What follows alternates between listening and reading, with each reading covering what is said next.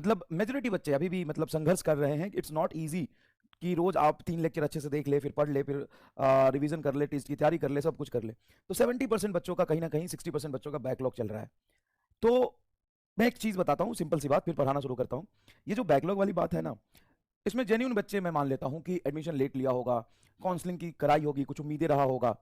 बड़ी सिंपल सी बात है बैकलॉग का, बड़ा सिंपल सा बात है, सुन बताता हूँ। बड़ा सिंपल सा बात है कि मान लो 10 लेक्चर का बैकलॉग है, 15 लेक्चर का बैकलॉग है, 20 लेक्चर का बैकलॉग है, 30 लेक्चर का बैकलॉग है, सारे सब्जेक्ट मिला के 40 लेक्चर का बैकलॉग है, चल 50 का है, 50 लेक्चर का बैकलॉग है।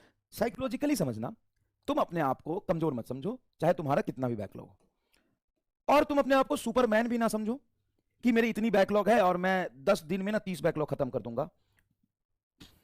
तुम क्या, तुम और तुम्हारे मास्टर्स मेरे से भी नहीं होगा।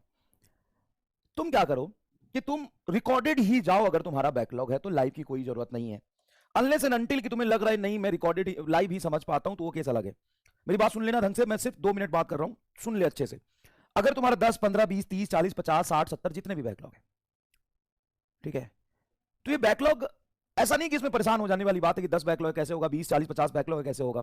दूसरी बात, अपने आप को सुपरमैन भी नहीं समझना। तुम क्या, तुम्हारे मास्टर से भी बैकलॉग क्लियर नहीं होगा। मेरी बात सुनो, पहली चीज, अगर तुम्हारा बैकलॉग है तो तुम रिकॉर्डेड ही देखो, कोई मतलब नहीं है लाइव देखने का। लेकिन तुम्हारा ये है कि नहीं मुझे लाइव ही पसंद है, लाइव ही मैं देखूंगा, तो वो केस अलग है, 1-2% बच्चों का होगा। अगर तुम्हें लाइव में भी समझ में आता है, रिकॉर्डेड में भी अच्छे समझ में आता है, सबसे ज्यादा इंपॉर्टेंट है कंसेप्ट सीखना, क्वेश्चन की प्रैक्टिस हो जाना, समझ आना, ये 3 इंपॉर्टेंट चीज है। तुम्हें चीजें समझ आए, कंसेप्ट अच्छे से विजुअलाइज हो जाए, तुम सवाल कर पाओ, इससे बड़ी चीज कुछ नहीं है। लाइव रिकॉर्डेड से कोई फर्क नहीं पड़ता है। तो आप रिकॉर्डेड लेक्चर ही देखें, लाइव ना देखें। दूसरी बात, आप शेड्यूल को कुछ ऐसे बनाएं कि बैकलॉग 1 महीने में नहीं, 2 महीने में नहीं, 3 महीने में नहीं, पूरे आने वाले 5 या 6 महीने में बैकलॉग कवर करने का प्लान बनाएं। जैसे ही 5 to 6 मंथ में तुम रिकॉर्डेड देख रहे हो तो कोई दिक्कत ही नहीं है, 5 से 6 मंथ में तुम बैकलॉग क्लियर करने का प्लान बना सकते हो। अब 6 मंथ में अगर मैं 10 बैकलॉग को बांटू या 30 बैकलॉग को बांटू तो क्या फर्क पड़ता है। जिसका बैकलॉग है वो और जिसका बैकलॉग है नहीं है, उन दोनों को क्या लगभग लगभग सेम ही स्पीड से सेम ही बर्डन लेके पढ़ना है। हाँ, 6 महीने में कितने दिन होते हैं, 180 दिन। 180 दिन में कितने बैकलॉग कवर करने हैं, 30 लेक्चर का, मतलब कुछ भी नहीं। अगर मैं 50-60 लेक्चर का बैकलॉग लेके चलूं, 60 लेक्चर का बैकलॉग है साहब, और मुझे कवर करने मान ले 120 दिन में, जिसमें से संडे भी आएगा, कोई चीज होगी जिसमें क्लास अगर मान ले होता भी है तो थोड़ा रिलैक्स तो मिलेगा ना। 24 घंटे में 2 ही क्लास हुई ना भाई, तो 60 लेक्चर बहुत बड़ा बैकलॉग है, बहुत बड़ा बैकलॉग है।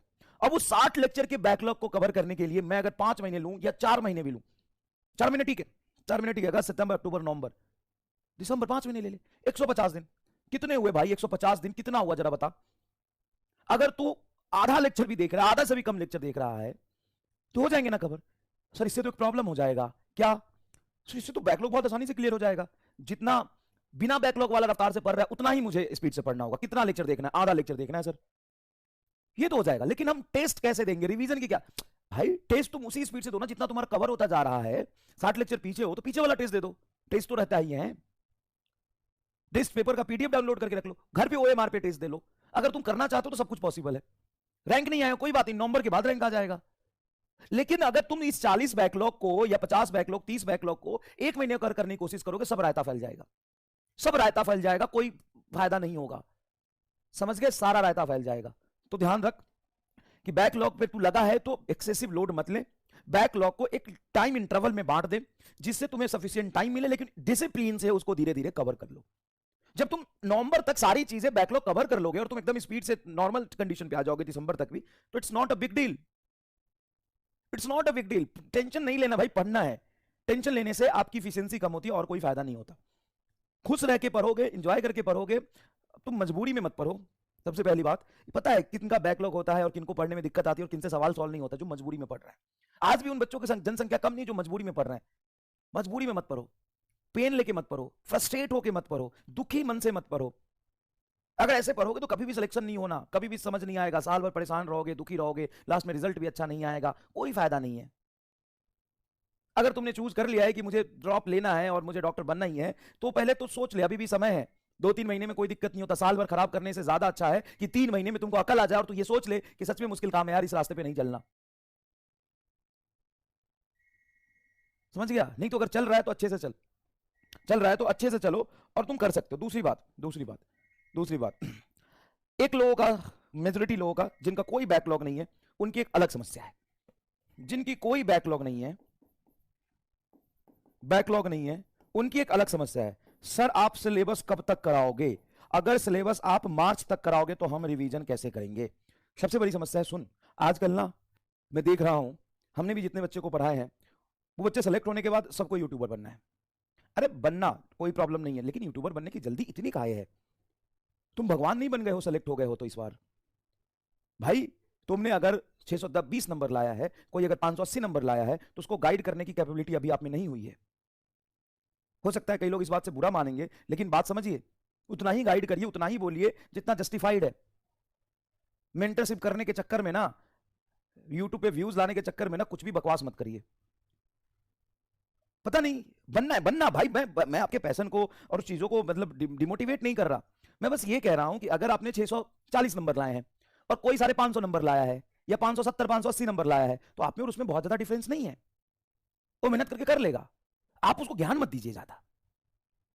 हाँ आपको यूट्यूबर बनना है, आपका पैशन है, तो थोड़ा सा आराम से रिसर्च करिए और हर एक शब्द बोलने से पहले 1000 बार सोचिए कि वो लाखों बच्चा बैठा है जो आपकी वर्ड से वो मिसगाइड हो सकता है, उस वर्ड से डिमोटिवेट हो सकता है।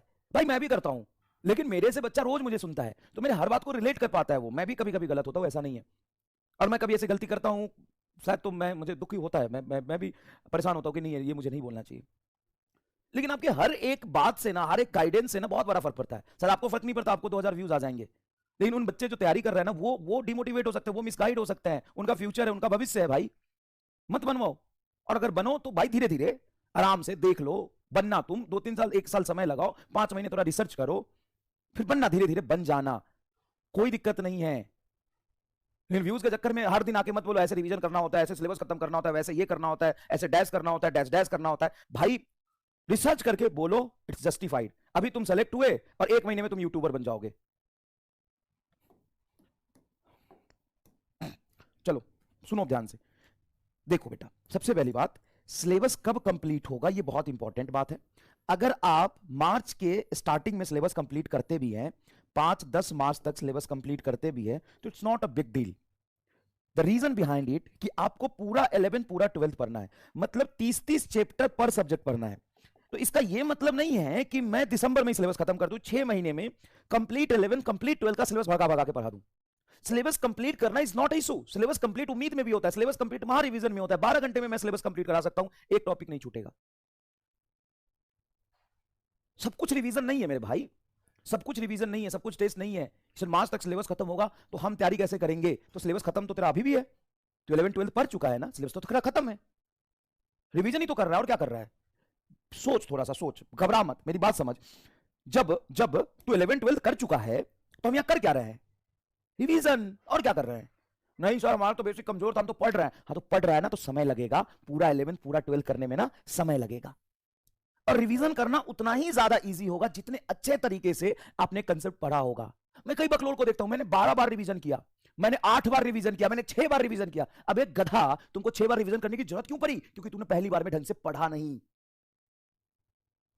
आजकल फैशन हो गया है रिवीजन रिवीजन रिवीजन। पहले हमें कंसेप्ट सीखना पड़ेगा, पहले हमें ढंग से चीजों को समझना पड़ेगा, पहले हमें एक लिमिट के ऊपर जाके क्वेश्चन प्रैक्टिस करनी पड़ेगी, पहले हमें हर चैप्टर में समय देना पड़ेगा।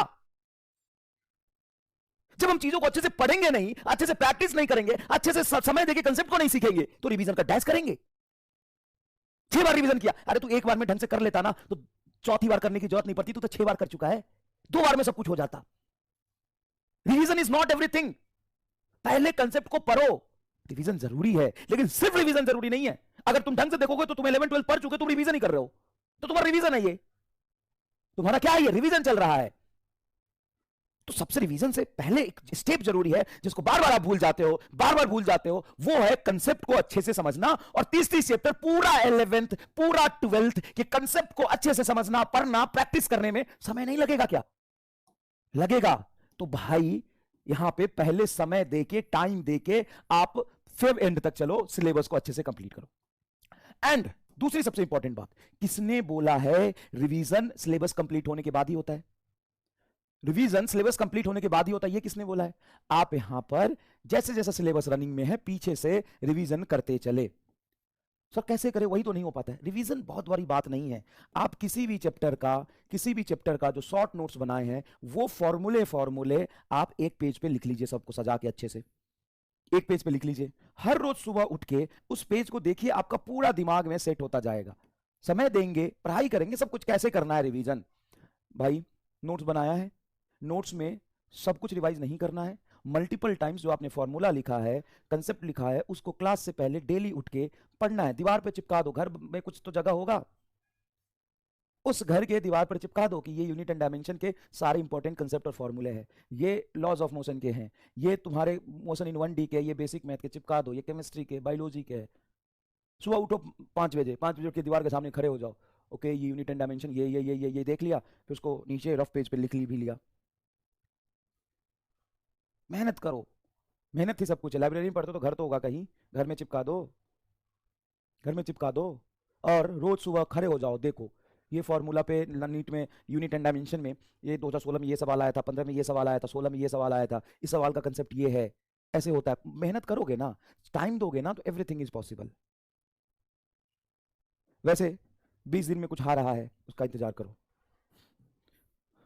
वो तुम्हारी थोड़ी मदद करेगा, ठीक है भाई, परेशान मत हो। अच्छा, इससे भी एक प्रो लेवल के बच्चे होते हैं, प्रो लेवल के बच्चे, सर हमको तो नवंबर में ही करना है। तो भाई तेरी वजह से बाकी लोगों का नुकसान मैं नहीं कर सकता, तेरी वजह से बाकी लोगों का नुकसान नहीं कर सकता, जो पहली बार पढ़ रहे हैं, पहले कभी कोचिंग नहीं करी, पहले अच्छे से नहीं सिलेबस कंप्लीट किया है, उसका नुकसान मैं तेरी वजह से दिसंबर में सिलेबस करके नहीं कर सकता।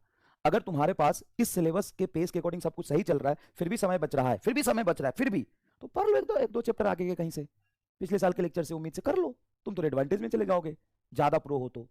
नहीं तो चुपचाप जितना पढ़ा रहे उतना पढ़ो। अरे ऐसी चीज आ रहा है जिसके आने के बाद ना माहौल में गर्मी थोड़ी बढ़ जाएगी, अफरा तफरी मच जाएगा, हाहाकार मच जाएगा, ऐसा कुछ आने वाला है। तो जैसे ही आएगा ना माहौल में गर्मी थोड़ी बढ़ जाएगी। चलो अब शुरू करते हैं भाई, शुरू करते हैं पढ़ाई।